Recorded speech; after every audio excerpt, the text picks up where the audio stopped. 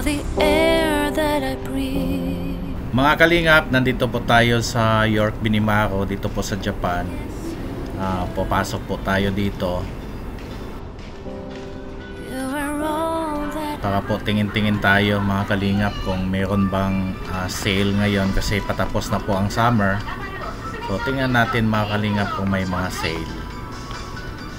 Dito po tayo sa may long sleeves, pero mahal mga kalingap. Ito po mahal pa.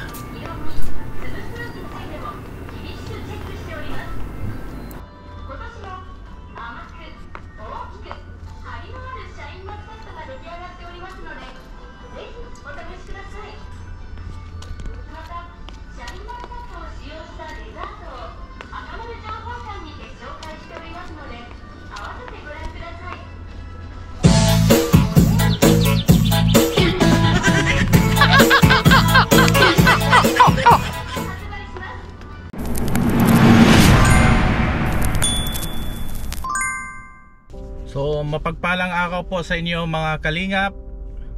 Nandito po tayo sa parking sa York Binimaru. Nandito po tayo mga kalingap kasi wala po akong naisip na content para ngayon po. So ngayon nandito ako, nag-isip-isip kung ano ang dapat kong gawin. Marami pong nag-PM sa akin sa aking page tungkol po sa nawawalang tatay nila, nanay, asawa. So kung isa-isahin natin yung message sa akin, pero yun lang nga ang kulang mga kalingap kasi wala po silang kusikituhon. So sa mga kababayan natin mga kalingap dyan na nag-message sa amin, pasensya na po kasi kailangan po namin ng insaktong dokumento. Kailangan po namin ang kusikituho ng anak nyo or kusikituho ng tatay or asawa nyo. Ngayon po mga kalingap, gusto ko balikan yung sila Jocelyn Casiano na ang anak niya sa Hapon na si Hitomi Yuki Casiano. Naalala niyo mga kalingap yung pinuntahan namin sa Hamamatsu. Pinuntahan namin yung bahay ng kaniyang asawa, pero hindi po namin naabutan kasi siguro may trabaho. At napuntahan din po namin ang kaniyang binan, at ang nakausap doon ay ang kapatid ng kaniyang asawa. Actually mga kalingap, hindi po asawa kasi hindi po sila kasal. Ngunit meron po silang anak. Yun nga si Hitomi Yuki Casiano. So noong this week po mga kalingap, nag-message po sa amin na yun nga pang process ng kanyang passport kasi ang balak nila ay mag-tourist po dito sa Japan. So para sa akin din po, yun ang pinaka final na pwede nilang gawin, na mag-tourist po dito sa Japan, papunta po dito, tapos ihatid namin sila doon sa papa ni Yuki. So ang kagandahan lang nito mga kalingap kasi si Katsuichi Yamaguchi ay nanatili pa ring binata. So wala siyang sabit, kumbaga. Pinaka-advise namin sa kanila na pupunta po sila dito sa Japan na tourist po. At kung sakaling makapunta sila dito, ihatid namin mismo sa bahay ni Katsuichi Yamaguchi yung pinuntahan naming bahay. So kung mahatid namin sila, walang excuse na yung tatay, kundi bigyan ng visa yung anak niya, di ba po? So yun ang pinakaano kasi dinulog po namin sa abogado. Nagpadala po ng sulat ang abogado sa kanya, hindi po siya nag-reply. Ang nakalagay doon po na tatawag siya sa abogado at makipag-ugnayan tungkol po sa kanyang anak na si Hitomi Yuki. Pero hanggang ngayon po hindi siya nag-reply. Nung pumunta din po kami, nag-iwan po din kami ng sulat at aking number para po siya tatawag, pero hindi din po siya tumawag sa amin. So ngayon po mga kalingap, ang problema lang ngayon sa pag-apply po nila ng tourist ay kailangan po nila ng shoe money. Siguro mga 150k. So shoe money lang po mga kalingap.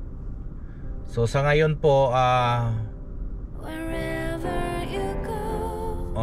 yun nga ang problema, at wala kaming wala po kaming panghiram sa kanila na shoe money, kasi po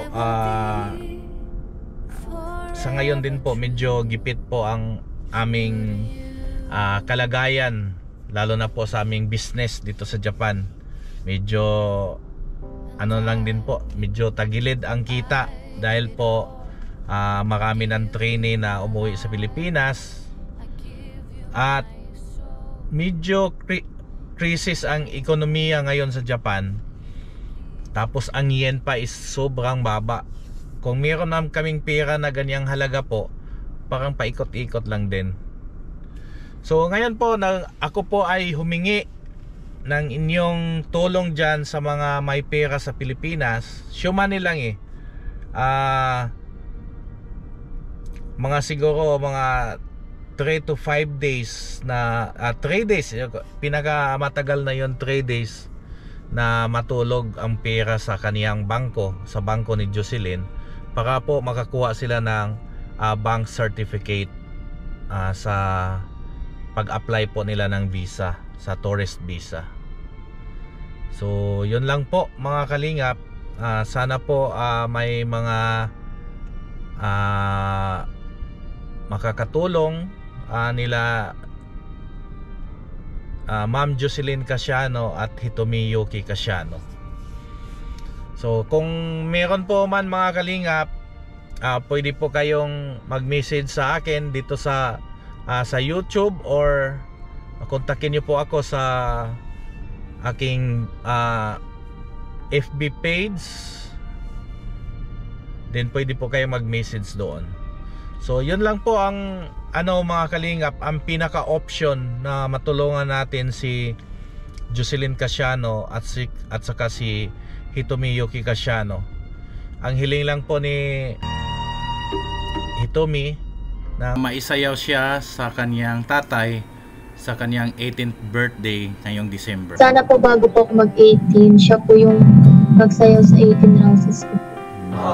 So sana po may makakatulong na lang po, hindi makulangan yung pera nyo. Tulogin lang po ng 3 to 5 days para makakuha po ng bank certificate. So yun lang po mga kalingap. Sana po may maawa po sa kanila, at syempre makatulong din sa kanila mga kalingap. So paki-contact lang po sa akin, at kontakin lang po mag-message lang po kayo sa aking FB page. Yun lang ang magiging update for today mga kalingap sa istorya ng buhay nila Hitomi Yuki Casiano at Jocelyn Casiano. So ako po ay nagsasabi sa inyo mga kalingap na God is good all the time, and all the time God is good mga kalingap. Bye bye po.